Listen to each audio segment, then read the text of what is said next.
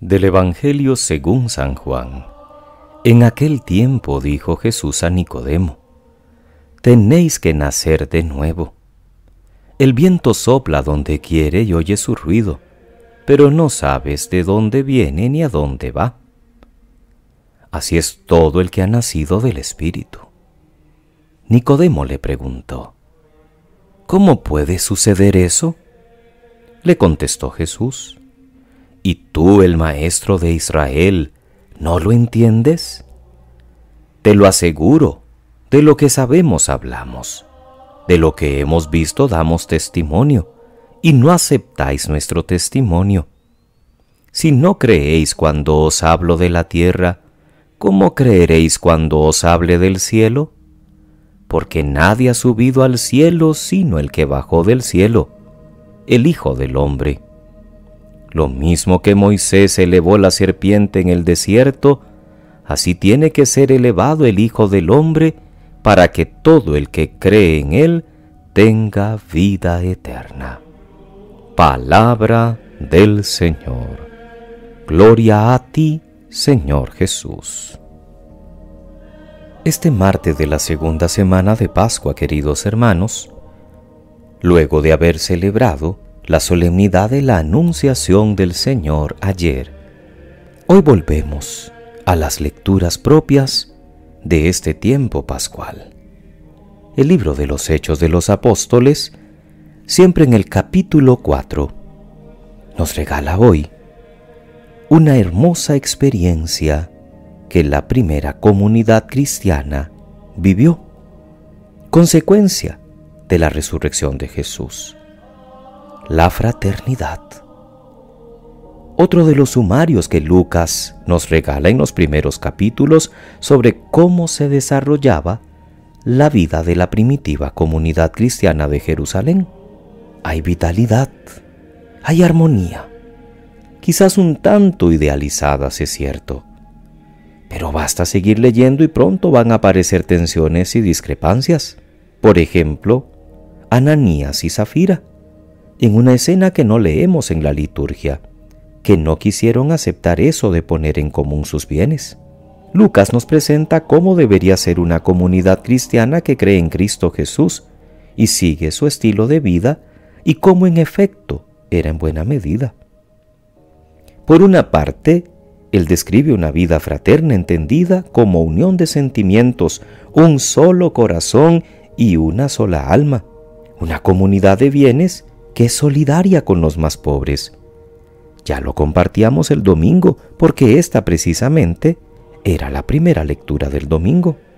Destaca la generosidad de un discípulo que luego tendrá importancia en la historia de los primeros años de la Iglesia: Bernabé. Por otra parte, es importante que Lucas nos diga que a pesar de las persecuciones, los apóstoles daban testimonio de la resurrección del Señor Jesús con mucho valor, y siempre predicaban lo mismo: la resurrección de Jesús, y lo hacen con valentía y con pleno convencimiento. De allí que estos sean efectos notables de la Pascua para la comunidad: la fraternidad, como hemos dicho, pero además el impulso misionero hacia afuera.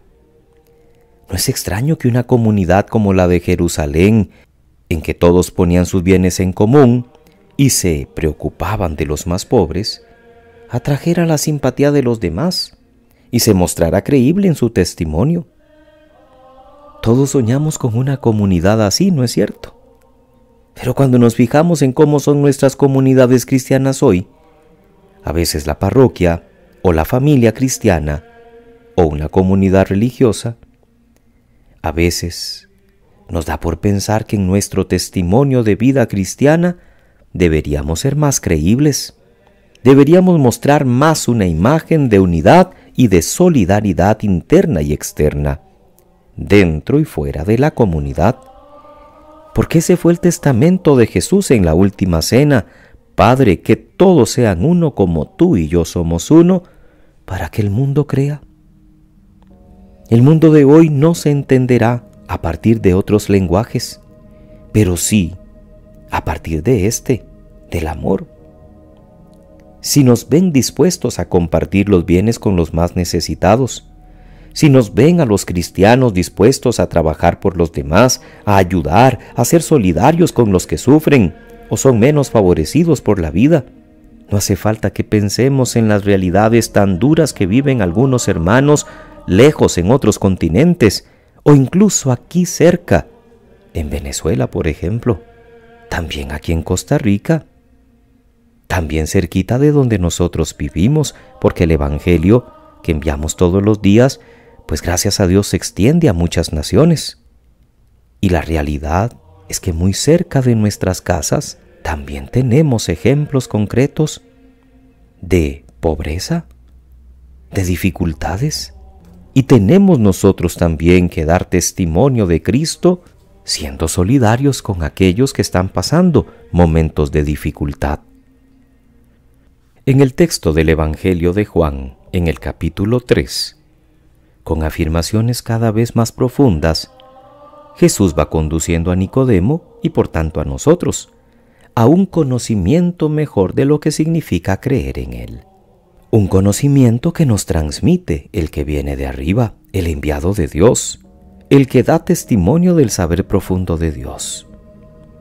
Jesús se queja de la poca fe de los sabios de Israel, representados por Nicodemo. Nicodemo habla en cierto modo como portavoz de los judíos. Nosotros sabemos, dice en el diálogo, y es interpelado por Jesús también como representante de todos. No aceptáis nuestro testimonio, no creéis. Jesús alabó un día al Padre diciendo: has escondido estas cosas a los sabios y las has revelado a los sencillos. Algunos son muy sabios en las cosas de aquí abajo, pero ignorantes en las de arriba, las que sí valen la pena. Sobre todo se trata de captar a Cristo con toda hondura de su misterio pascual, no solo como profeta o como realizador de milagros, sino como el que ha bajado de Dios y después de su muerte en la cruz sube de nuevo al cielo. Los que sepan ver y creer en Jesús levantado en la cruz y glorificado, tendrán vida eterna. El diálogo de Jesús con Nicodemo debe hacernos pensar a nosotros. ¿Somos de los que prefieren vivir en la oscuridad precisamente por no aceptar las consecuencias de vivir como hijos de la luz? ¿No es verdad que también los hombres de hoy, incluidos los grandes sabios, a veces prefieren no saber, no captar la profundidad de Cristo, porque eso los obligaría a cambiar, a renacer? Hace apenas un par de semanas que falleció un hombre inteligente, un gran científico, y murió sin dar una profesión de fe explícita. No sabemos si en su intimidad con Dios se arrepintió y profesó la fe que en algún momento había vivido. Pero es uno que se había dejado decir que Dios no existía, que todo se podía explicar a partir de la ciencia. A veces demasiada ciencia cierra el corazón del hombre. Y en cambio los sencillos de corazón, los que no tienen gran cultura y sin tantos medios espirituales, que no saben mucha teología, tienen un corazón tan grande y unos ojos lúcidos de fe que contemplan a Jesús en todo. Basta ver a nuestras abuelas, basta ver a esa gente sencilla y linda en nuestras parroquias que tal vez sin grandes estudios son capaces de aceptar la voluntad de Dios, porque saben que todo viene de su mano. ¿Seremos nosotros también de esos que hemos aprendido a reconocer a Jesús, a reconocer su obra de salvación en las cosas pequeñas de cada día, como también en los acontecimientos grandes? ¿O somos de los sabios, de los que Jesús se queja hoy, que no tienen el corazón abierto para recibir el plan de amor de Dios? Que pasen muy feliz martes, queridos hermanos. Que Dios les bendiga.